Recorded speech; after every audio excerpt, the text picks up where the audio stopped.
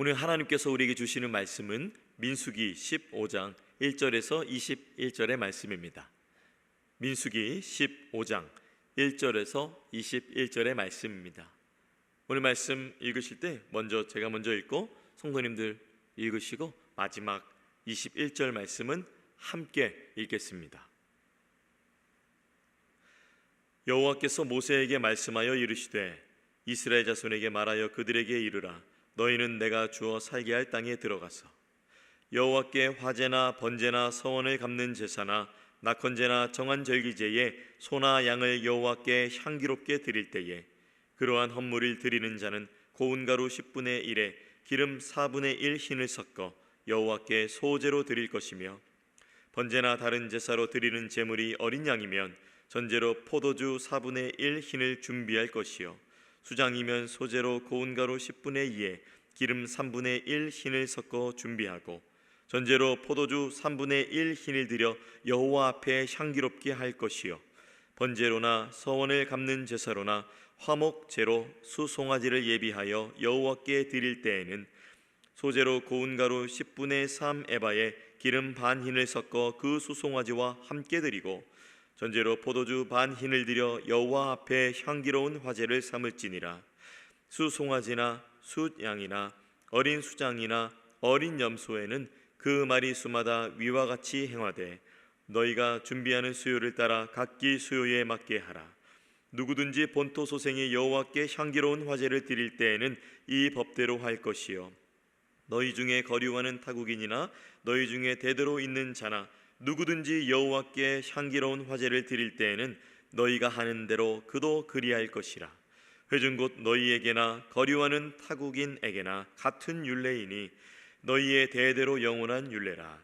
너희가 어떠한 대로 타국인도 여호와 앞에 그러하리라. 너희에게나 너희 중에 거류하는 타국인에게나 같은 법도 같은 규례이니라. 여호와께서 모세에게 말씀하여 이르시되 이스라엘 자손에게 말하여 이르라. 너희는 내가 인도하는 땅에 들어가거든 그 땅의 양식을 먹을 때에 여호와께 거제를 드리되 너희의 처음 익은 곡식가루 떡을 거제로 타작마당에 거제같이 들어 드리라. 21절입니다. 너희의 처음 익은 곡식가루 떡을 대대에 여호와께 거제로 드릴지니라. 아멘.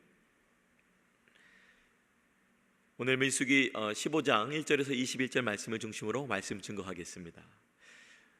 여러분은 예배를 얼마나 준비하며 드리고 계시고 있나요?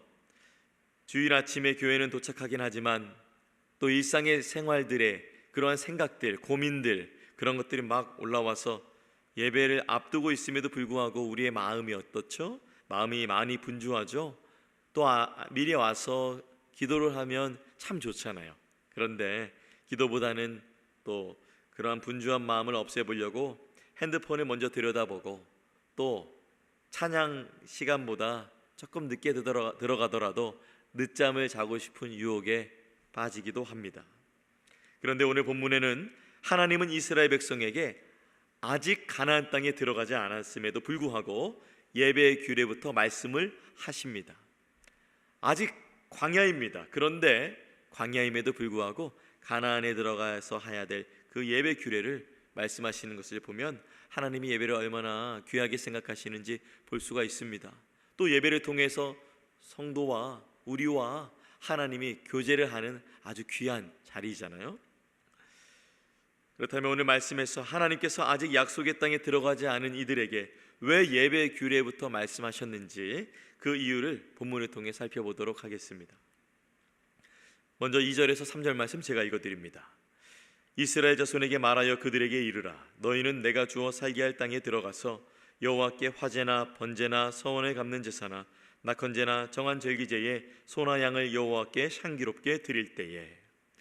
이 민수기 15장의 말씀은 레위기에서 주어진 5가지 제사에 대한 법에 대한 보완 규정입니다.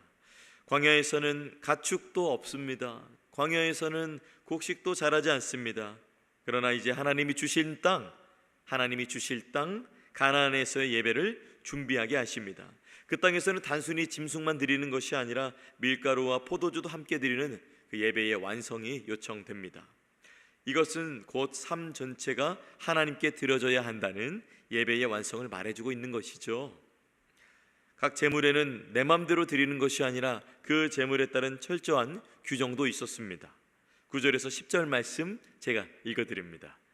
소재로 고운 가루 10분의 3 에바에 기름 반 흰을 섞어 그 수송아지와 함께 드리고 전제로 포도주 반 흰을 드려 여호와 앞에 향기로운 화제를 삼을지니라.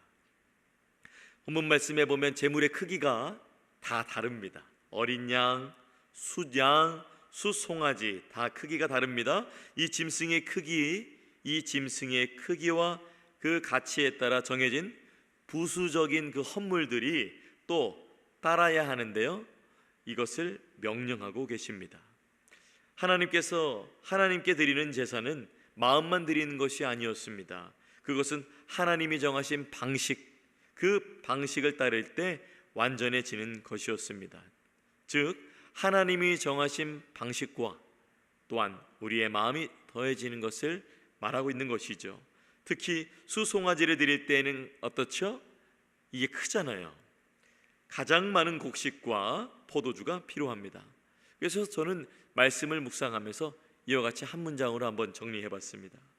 더 큰 은혜를 입은 자는 더 정성스럽게, 더 온전히 예배해야 한다. 더 크게 은혜 받은 자는, 더 큰 제물을 드리는 자는 더 많은 정성과 준비가 요구된다는 메시지입니다.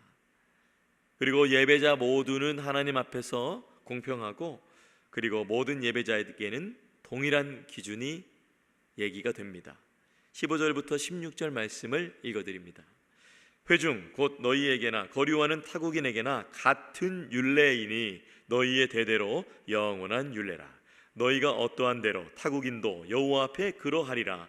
너희에게나 너희 중에 거류하는 타국인에게나 같은 법도 같은 규례이니라. 예배는 이스라엘 백성에게만 주어진 특권이 아니었습니다. 그 당시에 그 이스라엘 백성들과 함께 살았던 자들, 함께 들어오게 됐던 자들, 어떤 상황인지 모르겠지만 포로도 있을 수 있겠고, 더 이전 시대에 있었던 외국인이 이스라엘 진영에 들어와서 사는 것일 수도 있겠죠. 그러나 타국인도 똑같이 하나님께 향기로운 제사로 하나님께서 정한 방법으로 그렇게 나아갈 수 있다는 것을 말합니다. 이는 하나님 앞에서 누구든지 동일한 기준과 누구든지 동일한 또한 존엄한 존재라는 것을 말해주고 있는 것이죠. 오늘날의 교회도 마찬가지입니다. 오래 신앙생활을 하여서 신앙이 굳건하신 분이시든지, 또한 이제 막 신앙생활을 하셔서 흔들리기도 하고 낙심하기도 하지만 예수님을 따르는 분들이시든지, 모두가 하나님 앞에서 공평하게 동일한 기준을 갖고 온전한 예배자로 부름을 받았습니다. 그렇다면 그렇게 하나님이 정해신 방식대로 드리는 예배가 오늘날 우리의 삶에 어떻게 실천할 수 있게 될까요? 사랑하는 여러분, 오늘 말씀을 통해서 우리의 예배가 하나님이 정하신 방식대로 그렇게 준비된 마음으로 드려지고 있는지 우리가 말씀을 통해서 점검하시기를 바랍니다. 새벽 기도든 주일 헌금이든 봉사의 시간 그 하나까지도 향기로운 제사로 드리기 위하여서 우리가 준비하고 있는지요? 하나님은 마음뿐만 아니라 우리의 정성과 질서도 받기 원하십니다. 하나님께서 이러셨잖아요. 영과 진리로 예배하라. 바로 하나님의 영, 하나님이 가르쳐 주시는 대로 하나님의 그 생각에 순종하는 마음으로 나아가며 진실된 마음으로 하나님께 거짓 없이 진실된 마음으로 나아가는 것이 하나님께 필요한 것입니다. 오늘 하루 여러분의 작은 순종도 향기로운 예배로 하나님께 올려드리기를 바랍니다. 찬양은 뜨겁게, 기도는 간절하게, 설교는 사랑의 마음으로 듣고, 또한 그 설교 후에 결단의 마음은 믿음을 갖고 주님을 소망하며 나아가는 복된 여러분들이 되시기를 주님의 이름으로 축복합니다. 그 다음 19절 말씀 제가 읽어드립니다. 그 땅의 양식을 먹을 때에 여호와께 거제로 드리되. 이스라엘 백성들이 광야에서 먹은 것이 무엇이었죠? 바로 하늘에서 내린 만나였습니다. 만나에는 그들의 땀과 수고가 없었죠. 하나님의 은혜 덕분이었습니다. 그러나 이제 가나안에 들어가게 되면 이제 땀 흘릴 준비해야 합니다. 손에 굳은 살 100일 준비해야 합니다. 자신들의 손으로 땅을 일구고 수확한 양식을 먹게 되겠죠. 분명히 내 땀, 내 수고이겠지만 하나님은 그 첫 수확물, 특히 첫 반죽을 여호와께 거제로 드리라고 명령하십니다. 이것이 무슨 뜻일까요? 이것은 너희가 땀 흘려 수확한 것이 나 자신의 것, 너희의 것으로 보이지만 그 모든 것은 하나님께서 주신 것임을 고백하는 예배의 행위라는 것을 말해주고 있는 것입니다. 첫 번째 반죽을 드리는 신앙이 요청이 되는 것이죠. 20절 말씀입니다. 너희의 처음 익은 곡식가루 떡을 거제로 타작마당에 거제같이 들어 드리라. 이 본문의 반죽은 히브리어로 처음 만든 반죽을 뜻합니다. 이 반죽은 보리나 밀의 첫 수확물로 만든 것입니다. 이 반죽은 가정에서의 예배, 즉 하나님께 드리는 일상의 감사 제사이죠. 이것은 성소에서 올려드리는 번제와는 다르게 생활 속에서 하나님께 감사의 첫 것을 드리는 태도를 말합니다. 그리고 또 하나님께서는 이 태도를 훈련하기 원하시며 율례로 주셨던 것입니다. 랍비 전승에 따르면 이 반죽의 양은 최소한 한 오멜, 그러니까 약 2.2리터에 해당되는 양이라고 보는데요. 양보다 중요한 것은 먼저 드리는 마음이죠. 첫 것을 하나님께 드리는 믿음으로 내 삶 전체가 속해 있음을 인정하는 그 고백인 것입니다. 반죽은 그냥 드리는 것이 아니라 그 은혜를 기억하면서 드려야 했던 것으로 보입니다. 21절 말씀 제가 읽어드립니다. 너희의 처음 익은 곡식가루 떡을 대대의 여호와께 거제로 드릴지니라. 이 반죽을 드리는 행위는 단지 물질의 헌신만이 아닙니다. 우리가 이 땅에서 먹고 사는 것이 하나님의 은혜 덕분이라는 것을 기억하고 감사드리는 반복의 행위인 것이죠. 하나님께서 이들을 어디서 구원하셨습니까? 노예 생활했었던 그 애굽에서 구원해내셨습니다. 출애굽해 주셨습니다. 단지 이 가나안 땅에 온 것은 우연이 아니라 하나님께서 출애굽하심으로 말미암아 이 은혜를 누리고 있다는 것, 그 기억을 반복하여야 한다는 것을 말하고 있습니다. 타작마당에서의 첫 열매를 드렸던 전통처럼 가정에서 만든 떡 그 하나도 하나님께 드리라는 이 명령은 다시 한번 강조하여 말씀드리지만 감사의 삶이 일상의 기본 자세가 되어야 함을 말하고 있는 것입니다. 그리고 이 율례는 대대로 지켜야 할 것이라고 말씀하시죠. 하나님은 이 감사가 일회성 감사가 아닌 세대에서 세대로, 세대에서 세대가 연결되어서 계속해서 드려지는 감사로 그 드려지길 원하시는 것입니다. 저는 아이들에게 아버지로서 그리고 아내에게 남편으로서 서로가 감사를 고백하는 그 대화가 얼마나 아버지로서 또 남편으로서 그것을 감사의 고백을 드릴 때 얼마나 고마운지 모릅니다. 아이들하고 때로는 10분밖에 놀아주지 못할 때가 있어요. 그때 아이들에게 말하죠. 우리 10분이라도 놀이터에서 놀고 오자 하고 나가서 신나게 놀고 들어옵니다. 저는 잊었는데 아이들은 기억하고 아빠 그때 나가줬던 게 너무 좋았어 라며 저에게 고맙다며 감사를 고백할 때가 있습니다. 어떤 선물을 줬는지 생각이 안 나는데 그때 그거 인형 사줘서 너무 고마웠어 라며 그 인형을 보여주며 저에게 감사의 마음을 말합니다. 아내에게도 선물을 줬을 때에 그거 몇 년 전에 준 건데 다시 한번 저에게 보여주면서 여보 참 이거 줘서 고마웠어요 라고 얘기해 줄 때 제가 남편으로서 얼마나 기쁜지요, 얼마나 감사한지요. 아이들에게도 아내에게도 그 예전에 있었던 일을 계속해서 반복해서 얘기해 줄 때, 감사로 말해 줄 때 저는 기쁨이 가득한 것이에요. 육신의 아버지도 육신의 남편도 이런데 하나님께서도 여러분이 구원해 주신 그 은혜, 또 이민생활 하시면서 얼마나 크고 작은 일들이 많으셨어요.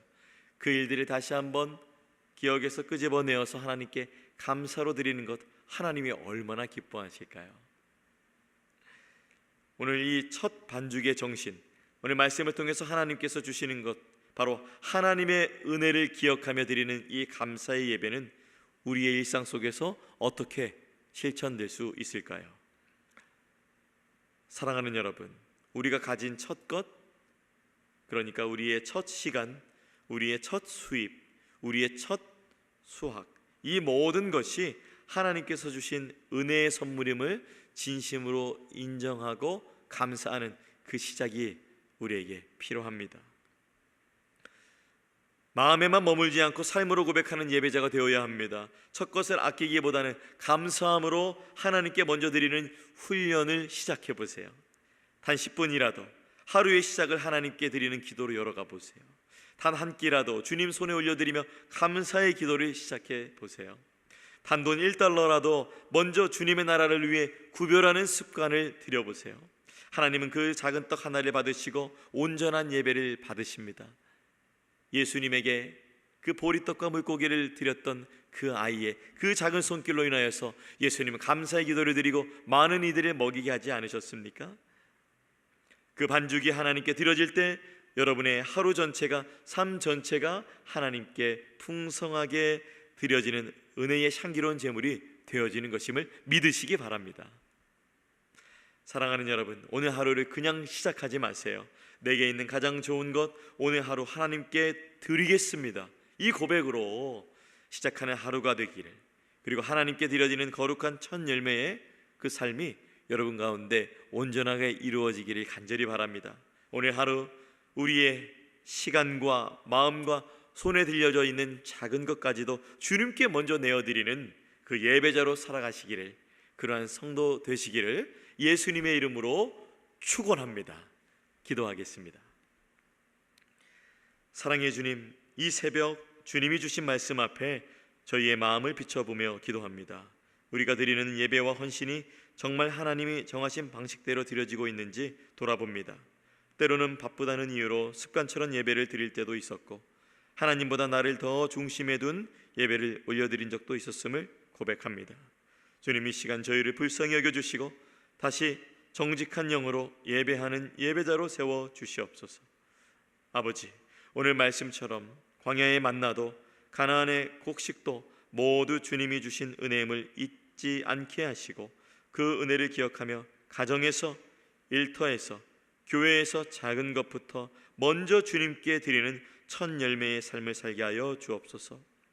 주님, 오늘도 아침 일찍 직장으로 출근하는 이들의 걸음을 인도해 주시고 자녀를 학교에 보내는 부모님들에게 지혜와 평안을 더하여 주시며 집에서 가정을 섬기는 어머니들의 수고와 은혜와 쉼의 기름을 부어 주옵소서.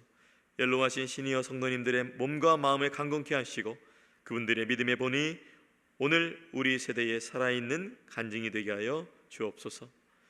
오늘 들려주신 말씀처럼 작은 반죽 하나에도 은혜를 기억하게 하신 하나님, 저희의 시간, 저희의 생각, 저희의 중요한 결정들까지도 첫 것으로 주님 앞에 올려드리는 삶이 되게 하여 주옵소서. 이 하루가 주님의 뜻에 합당한 거룩한 예배가 되게 하시고 우리의 작은 순종과 감사를 통해 하나님의 기쁨이 세상 가운데 온전히 드러나게 하여 주옵소서. 모든 감사를 주님께 올려드리며 살아계신 예수님의 이름으로 기도합니다. 아멘. 하늘에 계신 우리 아버지여, 이름이 거룩히 여김을 받으시오며 나라가 임하시오며 뜻이 하늘에서 이루어진 것 같이 땅에서도 이루어지이다. 오늘 우리에게 일용할 양식을 주시옵고 우리가 우리에게 죄 지은 자를 사하여 준 것 같이 우리 죄를 사하여 주시옵고 우리를 시험에 들게 하지 마시옵고 다만 악에서 구하시옵소서. 나라와 권세와 영광이 아버지께 영원히 있사옵나이다. 아멘. 우리 각자의